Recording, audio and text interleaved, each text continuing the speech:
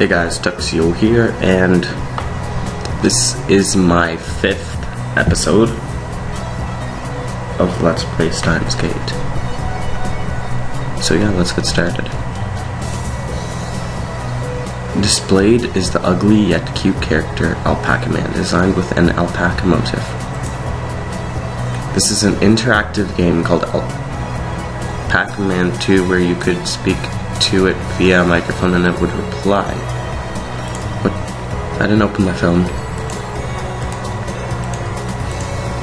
Okay, that's weird. I didn't open my phone.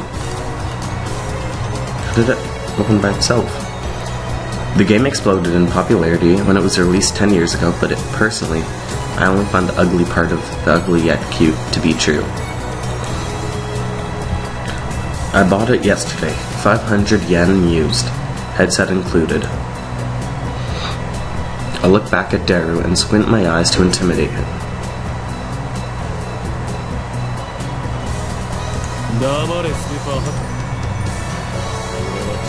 Shut it, Super Haka. I'm not a Chunibyo patient. This is where I pull my hair back and enunciate a little. I am Hyoma. That's your backstory, right? Good grief. Daru, your communication skills are broken beyond repair. I always liven up the place when I go to offline meets for anime, you know.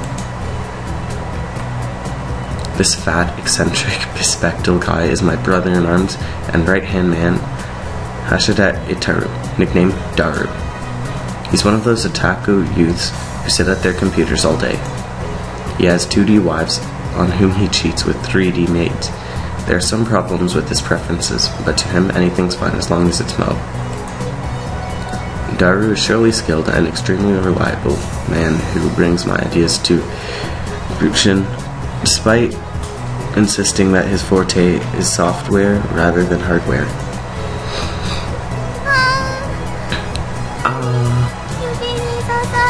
I pricked my finger.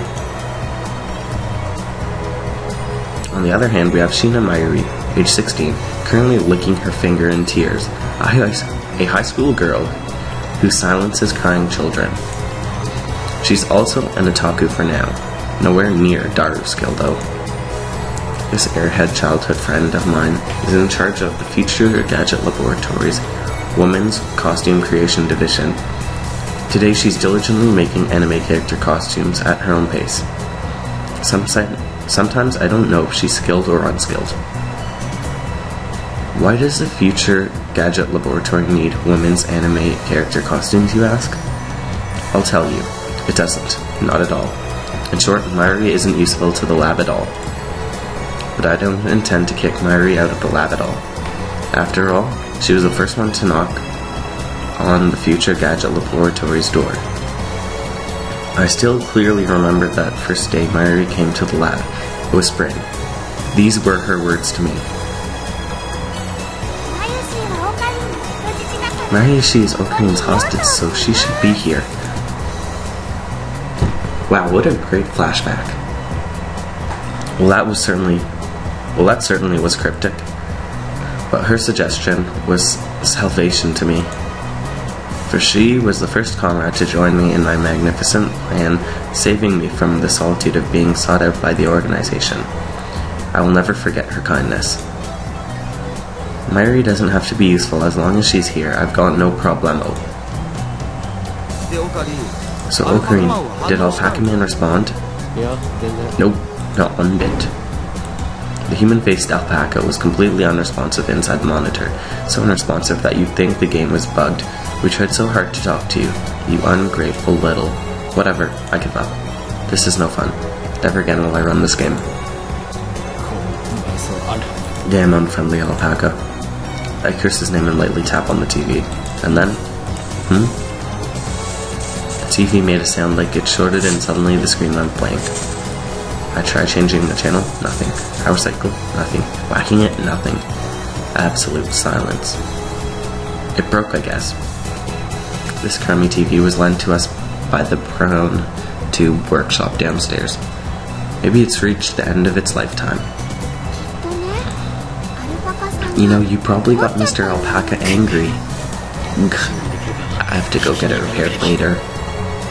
I turn off the TV and lie down on the couch. I'm fed up with the humidity of Japanese summers.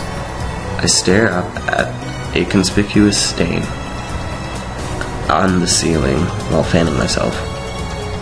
I close my eyes. And what naturally comes to mind is the supernatural scene I saw an hour ago. Gone. What I saw after leaving Radio Keiken was a mass disappearance phenomenon. Everyone was walking through Akiba's streets had disappeared before my eyes. And not just the pedestrians. Everyone in the anime shops, gone. In electronic shops, gone. In chain gyudon restaurants, gone. All cars driving through Chowdori, gone. Driver and all. Everyone disappeared instantly. It all happened quicker than the blink of an eye. All that was left was an Akiba devoid of people in the middle of the day. I could hear a shop's original BGM from the storefront. That catchy melody was the only sound in the town devoid of people. It was hot enough to give the asphalt the illusion of bending, but the scene gave me the chills. I just stand stock still, my breath taken away.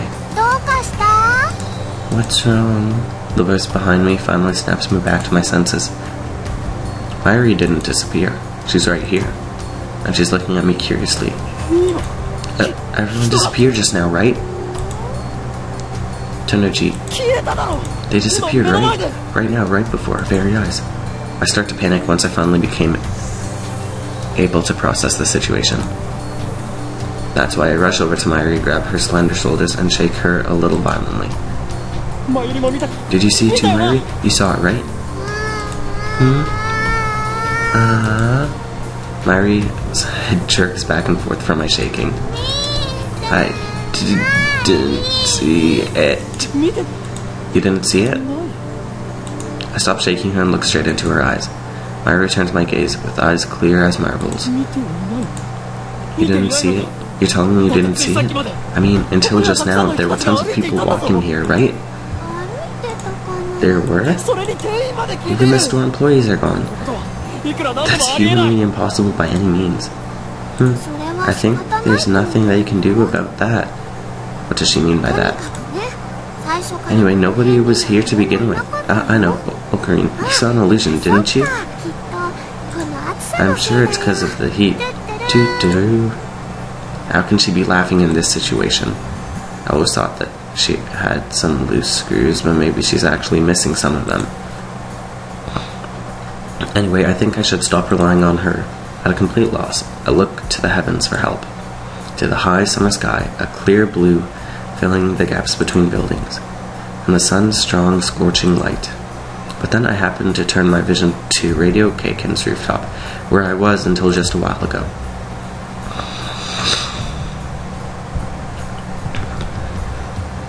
An enormous machine like a satellite had crashed into it. Just a few minutes ago, Maxie Kirso was killed in there. Which reminds me, what happened to her? Someone called an ambulance, right? Until just before the mass disappearance, I could have sworn I heard a siren, but I can't hear it anymore. Could Maxie Kirso still be in that dark, narrow passageway, collapsed and bloody, all alone? That does bug me, but more importantly, what the hell is that satellite in the first place? Satellite. Right before Dr. Nakabachi's presentation, the building shook like a bomb had exploded. The fire door had a broken lock, and beyond it, someone had placed a satellite-like machine shrouded by smoke and phosphorescent lights. When I saw that machine, it was properly placed on the rooftop, but the scene I see now is clearly different. It pierced the building's wall, just sticking out. And the place it's piercing is just about the spot on with where Dr. Nakabachi's conference event space was. A satellite entered the atmosphere from space, falling to Akiba without burning up. That's what anybody would think upon seeing this scene. But just when did this all happen? Myri, about that satellite. Yep, what a surprise, huh? What a surprise. What exactly was the surprise? It made a tremendous plow sound. A tremendous sound. It certainly did make a sound. I don't think it was kaplow. I'd say it was more like zzz, you know, like an earthquake. Did that satellite fall? Did it? Do you think any aliens were on board? ... Maybe I'm going crazy. What I saw and what Myri saw don't match at all. More and more things I don't understand keep happening. Nothing seems real anymore. I'm starting to suspect that this is all an illusion. You two over there. Look at her face. Oh my god. Suddenly someone beside Myri and me appears. A blurry uniformed policeman in his 30s rushes up to us. His face is full of tension. What do you think you're doing here? This area is currently off limits. Please leave immediately. We're sorry. More importantly, Mr. Uniformed Officer. Let's call you Officer A for now. I'd like to ask you one thing. Officer A. Thousands of pedestrians instantly disappeared from here just now. You saw it too, didn't you? I don't know. Just get out of here already. So he claims he didn't see it either. I'm losing more and more confidence in my own memories.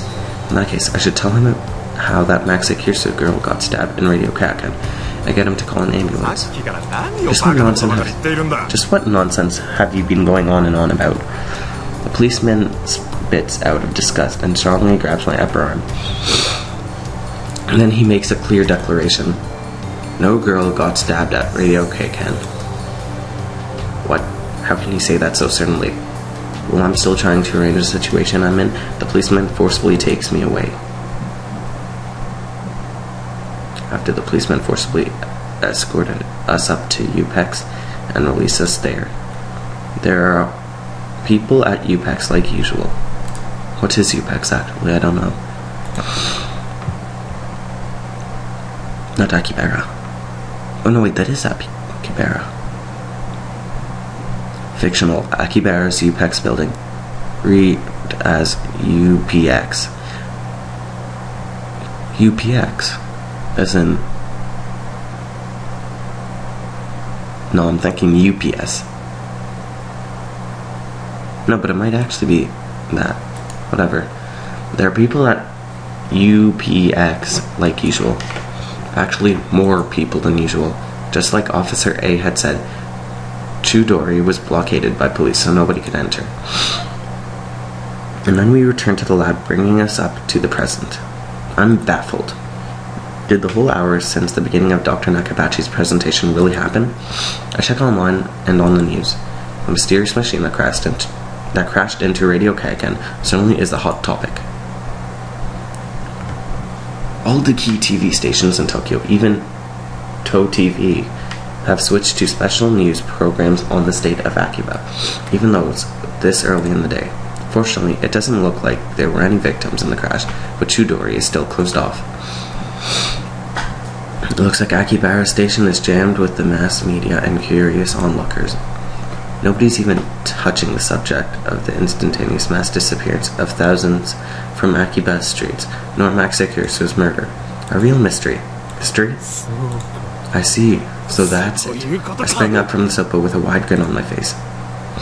Daru and Myri stare at me, wondering what happened. This is all an organization cover-up, isn't it? If they've even got the police under pressure, that means the country's core is already in the palm of their hands. My god. But you can't fool me that easily. One day I will definitely expose their deeds and put an end to their ruling structures. Coming to a satisfactory conclusion, I take a bottle of Dr. Pepper out of the fridge and drink it down. This lab has no air conditioning. All it has is a small electric desk fan. That's why I have no reservation to gulping down a cold drink. And I did not open my phone, but that's weird. That's why I just read this. As always, Dr. Pepper is most delicious after a hard-thinking session. Don't you think cola's better? Ocarina really likes Mr. Dr. Pepper, doesn't he? He who knows not the greatness of the intellectual beverage lives not a fifth of his life. Ha ha ha ha ha.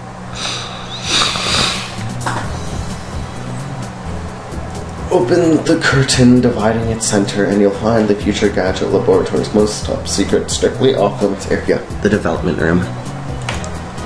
Okay, it's so weird that the phone keeps opening and I don't open it. I'm not clicking P. Just as the name implies, it's the room where we develop the future gadgets. The lab room wasn't originally partitioned, so we had no choice but to jam in a curtain. Personally, I'm not satisfied with this poverty-stricken hack, but realistically speaking, we can't afford the luxury. We're scraping the bottom of the barrel. Well, what's important isn't money, it's guts. With that said, I dragged Daru into the development room. All the windows here are weather stripped with packing tape so it's dim. And I'm actually going to end it here. So thank you so much for watching, guys. If you want to see more, leave a like and subscribe. If you want to see me play any other visual novel, leave it in the comments. Obviously, if I do an 18+ one, I can't show what makes it 18+. For some people, that's a bad thing. Others, that's a good thing. I personally play visual novels. I don't really know why I play visual novels, actually, for the story, probably. So thank you so much for watching. If you want to see more, leave a like and subscribe, and I'll see you in the next video. Bye-bye.